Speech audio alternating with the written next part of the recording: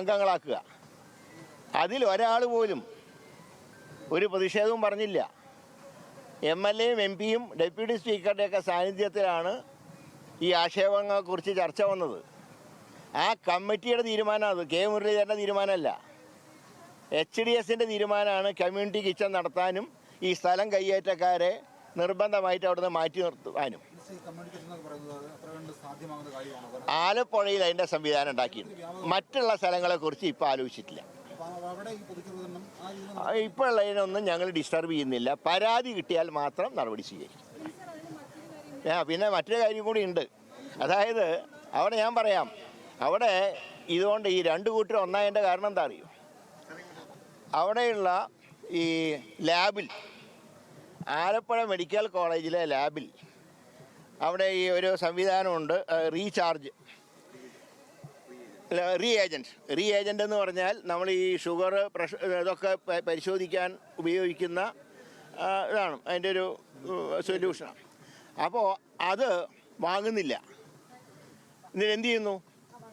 അടുത്തുള്ള 2 പ്രധാന സ്വകാര്യ ലാബുകളിൽ അവിടുന്ന് കുറി കൊടുക്കുകയാണ് അവിടെ ടെസ്റ്റ് ചെയ്ത് വരാൻ. ആ ലാബ് ആരാ നടത്തുന്നത് നിങ്ങൾ അന്വേഷിച്ചാൽ മതി. ഞാൻ ആരും പേര് പറയുന്നില്ല. ഈ 2 ലാബുകൾ ലക്ഷങ്ങൾ ലാഭം എടുക്കുകയാണ്. അത് തടഞ്ഞതാണ് ഈ പ്രകോപനത്തിന് മുഴുവൻ കാരണം. അല്ലാണ്ട് പൊതിച്ചോറ് ഇതുമായിട്ട് ബന്ധപ്പെട്ടതല്ല. ഈ റീചാർജ് ചെയ്യാനെടുത്ത തീരുമാനം പലരെയും അലോസരപ്പെടുത്തുന്നുണ്ട്. ഇനി പുറത്ത് കൊടുക്കരുത് എന്ന് കർശനമായി അവിടെ തന്നെ ലാബുണ്ട്, ആ ലാബിൽ പരിശോധിച്ചാൽ മതി. അതിനാവശ്യമുള്ള സംവിധാനം ഒരുക്കാൻ മിഞ്ഞാന്ന് തീരുമാനമെടുത്തു. അത് നിങ്ങൾ അന്വേഷിച്ചാൽ മതി, ഞാൻ പറയുന്നില്ല. നിങ്ങൾ അന്വേഷിച്ചോ. അതിൻ്റെ ആരാണ് അതിൻ്റെ നിയന്ത്രണം, അവർക്ക് എത്ര ലാഭം കിട്ടും, നിങ്ങൾ അതും കൂടെ നോക്കണ്ടേ. ഇത് മാത്രം പറഞ്ഞാൽ മതിയോ? അതും കൂടെ നോക്ക്.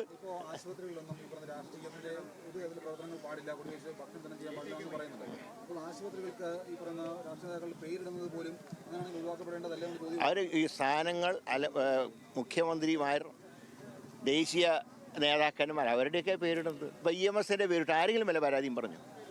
എത്ര സ്ഥാപനങ്ങൾ EMSൻ്റെ? അദ്ദേഹം കേരളത്തിൻ്റെ മുഖ്യമന്ത്രിയായിരുന്ന ആളാണ്. പട്ടം താണുകള സാറ് മുഖ്യമന്ത്രിയായിരുന്ന ആളാണ്. CH ദേവൻ മുഖ്യമന്ത്രിയായിരുന്ന ആളാണ്. K കരുണാകരൻ, ഉമ്മൻചാണ്ടി മുഖ്യമന്ത്രിമാരായിരുന്ന ആൾക്കാരാ. അതും മറ്റേ ഈ ബാനർ വലിച്ചു കെട്ടി റോഡ് തടസ്സപ്പെടുത്തി ഭക്ഷണം വിതരണം ചെയ്യുന്നതുമായിട്ട് വല്ല ബന്ധമുണ്ടോ? പിന്നെ ഞാൻ വേറൊരു കാര്യം ചോദിക്കട്ടെ. ഇപ്പോൾ ഇവർക്ക് മറ്റേ ഭക്ഷണം കൊടുക്കുന്നതിലൊക്കെ വലിയ ഉദാര സമീപനാണല്ലോ. നിങ്ങൾക്ക് ഓർമ്മയുണ്ടല്ലോ, ചൂരൽമലയിൽ ഉരുൾപൊട്ടി 100 കണക്കിന് ആൾക്കാർ മണ്ണിൻ്റെ അകത്ത് കിടന്നപ്പോൾ അവിടെ വന്ന മാധ്യമങ്ങൾ ഉൾപ്പെടെയുള്ളവർക്ക് പൊതിച്ചോറല്ല, ഭക്ഷണം പാചകം ചെയ്ത് കൊടുത്തവരായിരുന്നു വൈറ്റ് ഗാർഡുകാർ. എല്ലാ പാർട്ടിക്കാരും അപ്രീഷിയേറ്റ് ചെയ്തവരെ. ഒരു ദിവസം കാലത്ത് അവരവിടുന്ന് പിടിച്ചിറക്കി വിടുക മാത്രമല്ല, ഭക്ഷണ സാധനങ്ങൾ പോലും വലിച്ചെറിഞ്ഞ ഒരു സംഭവം ഉണ്ടായിട്ടുണ്ടല്ലോ. അന്ന് എവിടെ പോയി ഇവരൊക്കെ? പിന്നെ ഇന്നലത്തെ ചാനൽ ചർച്ചയിൽ ചിലരൊക്കെ എന്നെക്കുറിച്ചിട്ട് കുറേ പറഞ്ഞു. എനിക്ക് അതിനെക്കുറിച്ചിട്ടൊന്നും പറയാനില്ല, ഞാൻ മുമ്പ് നടത്തിയ പ്രസ്താവനകളെക്കുറിച്ചൊക്കെ. ഏതായാലും പരനാറി ചെറ്റ തുടങ്ങിയ പ്രയോഗങ്ങൾ ഒരിക്കലും എൻ്റെ വന്ന് ഇതുവരെ ഉണ്ടായിട്ടില്ല.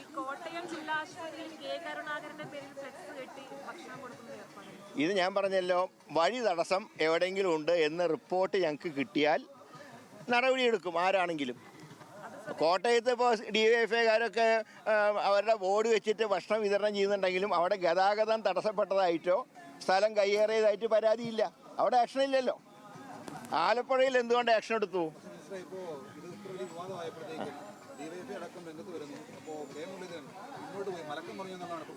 അല്ല, ആലപ്പുഴയിൽ മലക്കം പറഞ്ഞിട്ടില്ല.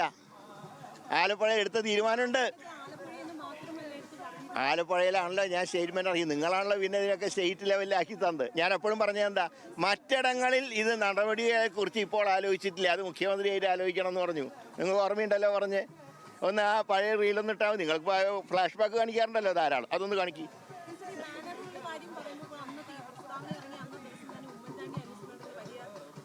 എവിടെ എവിടെ? അതിന് തിരുവനന്തപുരത്തിൻ്റെ കേസ് കൂടി ഇല്ലല്ലോ.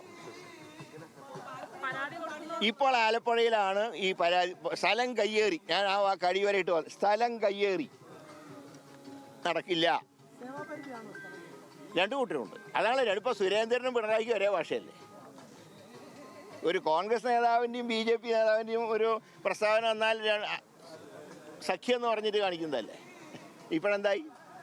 ഇന്നലെ ഞാൻ നോക്കി, DYFIക്കാർക്കും K. സുരേന്ദ്രനും ഒരേ ഭാഷ. കാരണം അവിടെ രണ്ടുപേരും പങ്കുവെച്ചോടാണ്.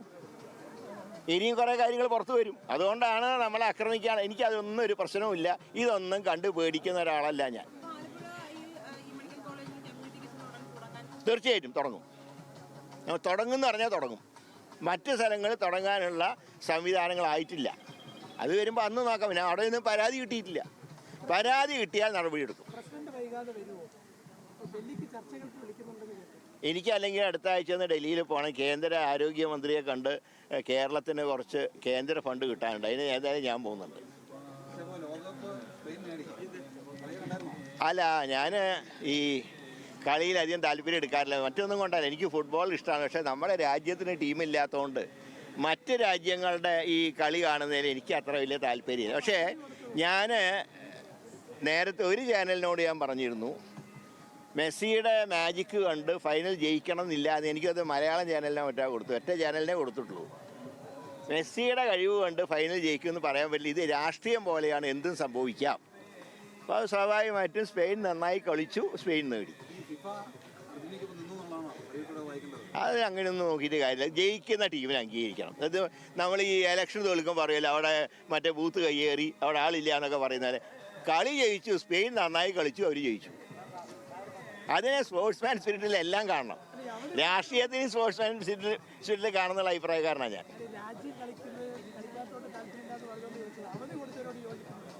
അല്ല, ഇത് ശരി, മന്ത്രി K. മുരളീധരൻ അദ്ദേഹം മാധ്യമങ്ങളോട് സംസാരിക്കുകയായിരുന്നു.